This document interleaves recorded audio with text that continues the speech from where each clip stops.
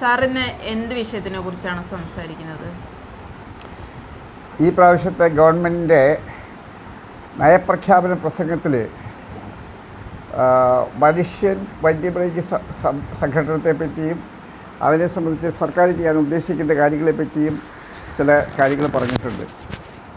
അത് ഒന്നാമത്തെ ഒരു സംഗതി, കർഷകർക്ക് നഷ്ടപരിഹാരം കൊടുക്കും. ഇത് പണ്ടേ ഉള്ളത് തന്നെ, അതിന് പ്രത്യേകിച്ച്. രണ്ടാമത്തെ സംഗതി, കർഷകരെ ഒരു രീതിയിലും അവർ ജീവിക്കുന്ന സ്ഥലത്ത് നിന്ന് ഇറക്കി വിടില്ല.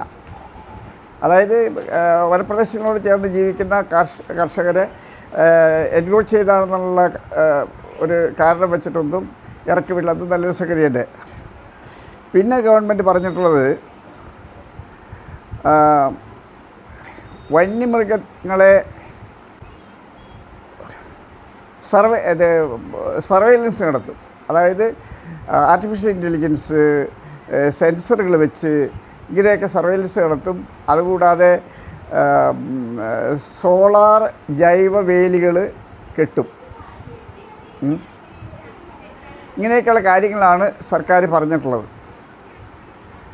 പക്ഷേ ഇതൊക്കെ പണ്ടേ ഉള്ള സംഗതികൾ, ഇതിൽ വ്യത്യാസമൊന്നുമില്ല. ഇപ്പോൾ വേലി കെട്ടി അതിൽ കൂടി കറണ്ട് കടത്തി വിട്ടു. ആന എന്താ ചെയ്യുക? ആന ഉണങ്ങിയ മരം എടുത്തിട്ട് അത് അടിച്ച് തകർക്കുകയാണ് ചെയ്യുക. ആനയ്ക്ക് അത്രയും ബുദ്ധിയുണ്ട്. ഉണങ്ങിയ മരം എടുത്തിട്ട് കറണ്ട് പാസ് ചെയ്യണ വേലി അവൻ അടിച്ച് തകർത്ത് അകത്തേക്ക് കിടക്കും. ആനയ്ക്ക് അത്രയും ബുദ്ധിയുണ്ട്. അത്രയും ബുദ്ധി നമുക്കില്ല.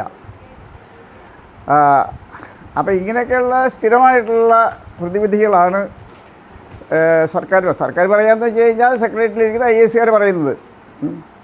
പക്ഷേ IASകാരുടെ തലയിലേക്ക് ഇനിയും വെളിച്ചം ശരിക്കും കടന്നിട്ടില്ല എന്നുള്ളതാണ് ഇത് കാണിക്കുന്നത്. നമ്മുടെ രാജ്യത്ത് മാത്രമല്ല, വിദേശ രാജ്യങ്ങളിലും ഇതേ പ്രശ്നം തന്നെയുണ്ട്. ഈ പ്രശ്നമെന്ന് പറഞ്ഞു കഴിഞ്ഞാൽ നമ്മൾ ഏകപക്ഷീയമായിട്ട് നോക്കിക്കാണാവുന്ന ഒരു പ്രശ്നമല്ല ഇത്. കാരണം ചരിത്രാതീത കാലം മുതൽ ഇപ്പോൾ ഭൂമിയിൽ ജീവൻ ഉത്ഭവിച്ചിട്ട് 350 കോടി വർഷങ്ങളായി. ഭൂമി ഉത്ഭവിച്ചിട്ട് 450 കോടി വർഷങ്ങളായി. 100 വർഷം ഭൂമി ഊഷരമായിട്ട് കിടന്നു. ആ 100 കോടി വർഷങ്ങൾക്ക് ശേഷമാണ് ഭൂമിയിൽ ജീവൻ്റെ കണികകൾ ഉത്ഭവിച്ചത്. അതായത് 350 കോടി വർഷങ്ങൾക്ക് മുമ്പ്. അത് കഴിഞ്ഞ് 349 കോടി വർഷം കഴിഞ്ഞിട്ടാണ് മനുഷ്യനോട് സാമ്യമുള്ള ചില ജീവികൾ ഭൂമിയിൽ ഉത്ഭവിച്ചത്. അതായത് മുകളിൽ കുരങ്ങൻ, മരത്തമ്മ ജീവിച്ചിരുന്ന കുരങ്ങ് താഴേക്ക് ഇറങ്ങി വന്ന് 2 കാലം നടക്കുന്ന സ്ഥിതി വന്നത് ഏകദേശം 40 ലക്ഷം വർഷങ്ങൾക്ക് മുമ്പാണ്. അതും കഴിഞ്ഞ് അപ്പോൾ അത് ആ ജീവികൾ എന്ന് വെച്ച് കഴിഞ്ഞാൽ മനുഷ്യരോട് 2 കാലിൽ നടക്കുന്നത് മാത്രമേ ഉള്ളൂ. ബാക്കി കാര്യങ്ങളെല്ലാം ആ പ്രാകൃത ഇത് അവരുടെ പൂർവ്വികരുടെ സ്വഭാവം തന്നെയാണ്.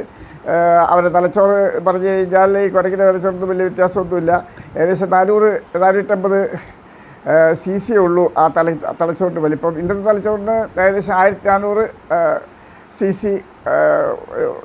ഇത് വ്യാപ്തമുണ്ട്. അന്നത്തെ അതിൻ്റെ 3 ഉള്ളൂ. അപ്പോൾ നമുക്ക് ഊഹിക്കാവുന്നതേ ഉള്ളൂ ആ ജീവികളുടെ ബുദ്ധി ബാക്കിയുള്ള കാര്യങ്ങളൊക്കെ എത്രത്തോളം ഉണ്ടാവും എന്നുള്ളത്. അത് കഴിഞ്ഞ് ഇത് ഈ തലച്ചോറ് വികസിച്ച് അനേക ലക്ഷം വർഷങ്ങൾക്ക് ശേഷം ഏകദേശം 50,000 വർഷങ്ങൾക്ക് മുമ്പ് നിയാൻഡർത്താൾ എന്ന് പറഞ്ഞ വിഭാഗത്തിൽപ്പെട്ട മനുഷ്യർ ഉത്ഭവിച്ചു. ആ ജീവികൾക്ക് ഏകദേശം 1500 cc തലച്ചോറുണ്ടായിരുന്നു. പക്ഷേ എങ്കിലും അത് പരിഷ്കൃത ജീവികളായിരുന്നില്ല. അവർ വളരെ പ്രാകൃതമായിട്ടുള്ള മനുഷ്യർ തന്നെയായിരുന്നു നിയാൻഡർത്താൾ മനുഷ്യർ. അത് കഴിഞ്ഞ് 30,000 വർഷങ്ങൾക്ക് മുമ്പ് ക്രോമാഗ്നൻ എന്ന് പറഞ്ഞ ഫ്രാൻസിലെ ഒരു സ്ഥലത്ത് ഒരു മനുഷ്യൻ ഉത്ഭവിച്ചു. ഇതെല്ലാം പ്രാകൃത മനുഷ്യർ. അവർക്ക് ഒരു നമ്മളിപ്പോൾ ആധുനിക മനുഷ്യർ ചെയ്യുന്ന ചെറിയ കാര്യങ്ങൾ, ഇപ്പോൾ കൃഷി അതുപോലെ കന്നുകാലി ഇതൊന്നും ചെയ്യാനുള്ള അത്രയും ബുദ്ധിവികാസം അവർക്കുണ്ടായിട്ടില്ല. ഏകദേശം 15,000 വർഷങ്ങൾക്ക് മുമ്പാണ് മനുഷ്യൻ സെറ്റിൽ ചെയ്യുന്നത്. 15,000 വർഷങ്ങൾക്ക് മുമ്പ് കൃഷിയും കന്നുകാലി വളർത്തലും അങ്ങനെയുള്ളതായിട്ട് മനുഷ്യൻ ഓരോ സ്ഥലങ്ങളിൽ സെറ്റിൽ ചെയ്തു. അവിടെ തൊട്ടാണ് മനുഷ്യരും മൃഗങ്ങളും തമ്മിലുള്ള ആ സംഘട്ടനത്തിൻ്റെ ഒരു ആരംഭം കുറിക്കുന്നത്. അത് കഴിഞ്ഞ് പിന്നെ പരിഷ്കൃത മനുഷ്യൻ എന്ന് വന്നത് പല ഇത് സംസ്കാരങ്ങളുള്ളടുത്ത്.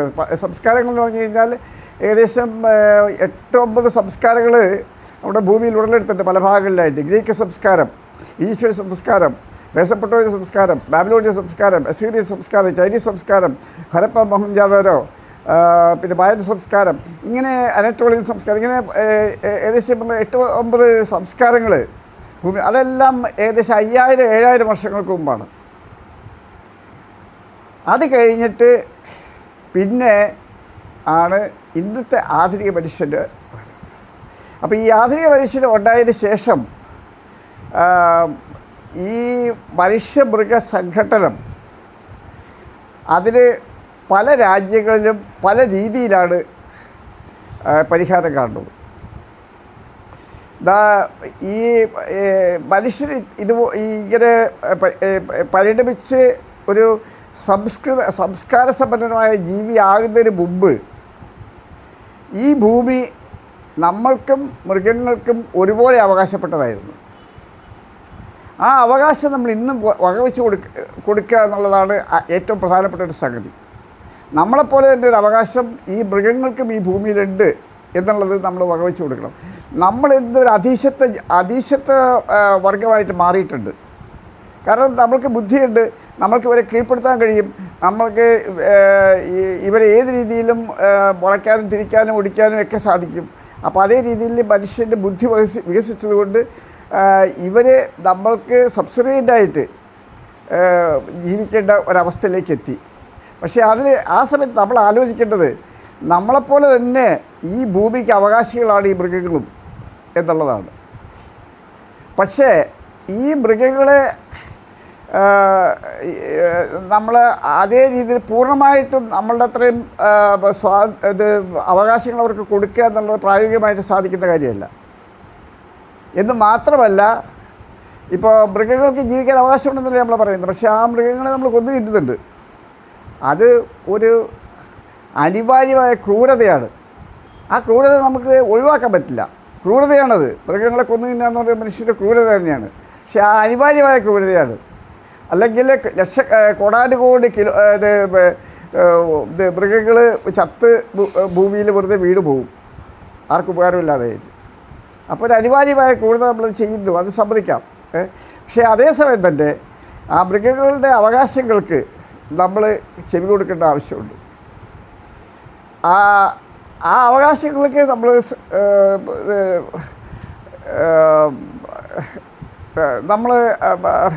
സമ്മതിക്കുമ്പോൾ തന്നെ മൃഗങ്ങളുടെ എണ്ണം ഒരു പരിധി വിട്ട് കൂടിയിട്ട് നമ്മൾക്കൊരു മനുഷ്യർക്കതൊരു ബുദ്ധിമുട്ടാകാത്ത രീതിയിലുള്ള ഒരു നിയന്ത്രണം കൊണ്ടുവരാനും നമുക്ക് സാധിക്കും. അതാണ് പാശ്ചാത്യ രാജ്യങ്ങളിൽ ചെയ്യുന്നത്. അവിടെ വന്യമൃഗങ്ങൾ ഒരു പരിധി വിട്ട് ഉണ്ടായാൽ ആ മൃഗങ്ങളെ വേട്ടയാടി മനുഷ്യർക്ക് ഭക്ഷിക്കാം. അതൊരു പരിധി കഴിഞ്ഞാൽ അത് ആ ഒരു ലെവലെത്തിക്കഴിഞ്ഞാൽ ഗവൺമെൻറ് അപ്പോൾ അത് സ്റ്റോപ്പ് ചെയ്യും. അതുകൊണ്ട് അവിടെ ഒന്നും സംഭവിച്ചിട്ടില്ല. അവിടെ വന്യമൃഗങ്ങൾക്കൊന്നും സംഭവിച്ചിട്ടില്ല. ആ മൃഗങ്ങൾ ഇപ്പോഴും നിലനിൽക്കുന്നുണ്ട്. അതിൻ്റെ അതിൻ്റെ ഡെൻസിറ്റി, പോപ്പുലേഷൻ ഡെൻസിറ്റിയൊക്കെ അതേപോലെ തന്നെ മുന്നോട്ട് പോകുന്നുണ്ട്. ഒരു കുഴപ്പമുണ്ടായിട്ടില്ല. നമ്മുടെ നാട്ടിൽ എന്താ ചെയ്തിട്ടുള്ളത്? വന്യമൃഗങ്ങളെ കൊല്ലാൻ പാടില്ലെന്നുള്ള അതൊക്കെ പോയി. പിന്നെ വെടിവെച്ച് പിന്നെ കൊല്ലാവുന്നതായി കഴിഞ്ഞപ്പോൾ അതിൻ്റെ നിയമം എന്താ? പന്നിയെ വെടിവെച്ച് വന്നു കഴിഞ്ഞാൽ അത് മണ്ണെണ്ണ ഒഴിച്ച് കത്തിച്ച് കുഴിച്ചിടണമെന്ന്. അപ്പോൾ അത് തിന്നാൻ പാടില്ലെന്ന്. ഈ ബുദ്ധി ഏത് IAS തലയിലാണ് ഉദിച്ചതെന്നുള്ളത് ഞാൻ അതിശയിക്കുകയാണ്. ആ തല ശരിക്കും പറഞ്ഞു കഴിഞ്ഞാൽ കാറ്റ് കൊള്ളിക്കരുത്. അത്രയും വില പിടിച്ചൊരു തലയാണത്. അവൾ വെടിവെച്ച് കൊല്ലുന്ന പന്നിയെ മണ്ണെണ്ണ വെച്ച് കത്തിച്ച്, അപ്പോൾ മണ്ണെണ്ണയും പോവും പന്നിയും പോവും. മനുഷ്യൻ തിന്നാൻ പാടില്ല എന്നുള്ള ആ നിയമം ഉണ്ടാക്കി വെച്ച് IAS തല ഒരിക്കൽ അതിൽ നിന്ന് ഇനിയും ഇതുപോലെയുള്ള മഹത്തായ ആശയങ്ങൾ പുറത്തു വരും ആ IAS തലയിൽ നിന്ന്. എന്താണ് ഈ മൃഗങ്ങളെ നമ്മൾ വേട്ടയാടി തിന്നു കഴിഞ്ഞാൽ എന്താണ് ഇവിടെ സംഭവിക്കാൻ പോകുന്നത്? ഒന്നും സംഭവിക്കില്ല, യാതൊന്നും സംഭവിക്കില്ല. ഈ പന്നികൾ വിജയപ്പെടുകയും ഇത് അപ്പോൾ അതിൻ്റെ പരിധി കഴിയുമ്പോൾ നമ്മൾ വീണ്ടും ഒരു വെടിവെച്ച് കൊന്ന് അതുമായിട്ടായിരുന്നവർ അത് അതിനെ മാംസമായിട്ട് ഉപയോഗിക്കുന്നു. അതുകൊണ്ട് വന്യമൃഗങ്ങളുടെ ഇത് നിലനിൽപ്പിന് യാതൊരു രീതിയിലും ഒരു ഭീഷണിയാവണില്ല. അതിനെ മണ്ണെണ്ണ വെച്ച് കത്തിച്ചില്ലെങ്കിലും യാതൊരു ഭീഷണിയാവില്ല.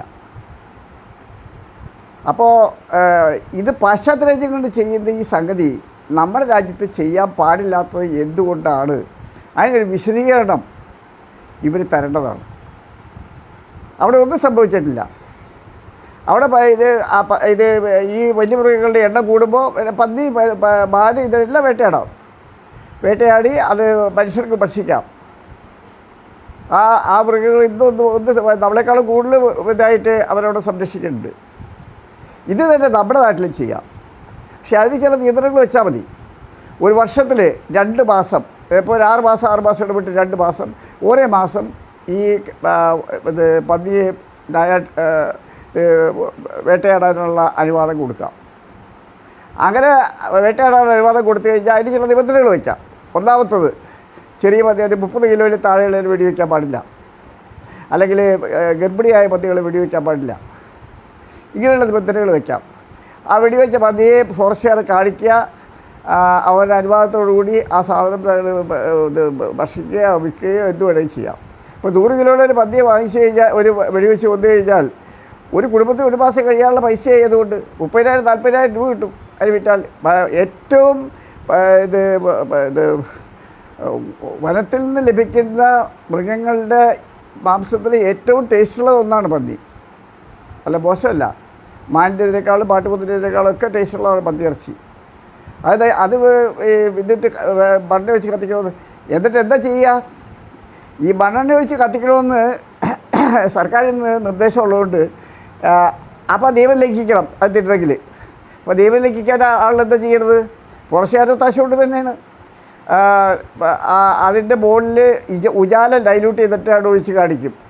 അപ്പോൾ ഉജാല നീലകറാണല്ലോ, ഇപ്പോഴത്തെ മണ്ണയ്ക്ക് നീലകറോട്. അപ്പോൾ അതെടുത്ത് കാണിക്കുമ്പോൾ മണ്ണെണ്ണയാണെന്നുള്ള രീതിയിൽ അതിനെ വീഡിയോ പിടിച്ച് അത് കൊണ്ടുപോകും.